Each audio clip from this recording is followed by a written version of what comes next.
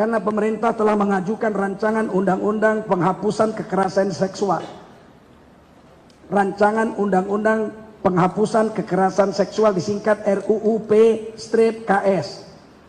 Dibacanya RUU PKS. Bukan Partai Keadilan Sejahtera, tapi penghapusan kekerasan seksual. Majelis Ulama sikapnya tegas. Kita sudah sidang kemarin menolak. Karena isi pasal-pasalnya mengerikan. Ada satu pasal yang sangat membuat saya menangis di rumah.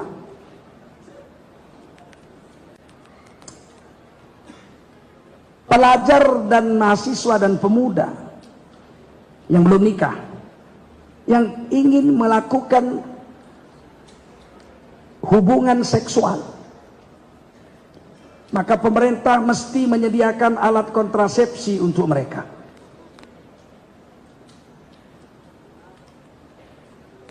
Anak-anak muda yang belum nikah kepingin berzina, pemerintah mesti menyediakan kondomnya supaya jangan hamil di luar nikah.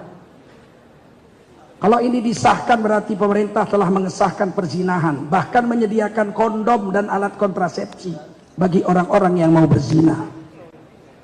Sialnya nanti mahasiswa-mahasiswi goncengan mau berzina, belok ke puskesmas, minta kondom sekotak. Untuk apa? Mau main dulu kami. Suster nggak ngasih, susternya dituntut, bisa masuk penjara karena melanggar undang-undang. Ini negara sudah gila. Yang membuat saya sedih, kok pemerintah tega mengajukan rancangan undang-undang serusak ini. Kalau nanti anak-anak Indonesia berzina kan yang rugi negara juga, betul? Kok pemerintahnya tega?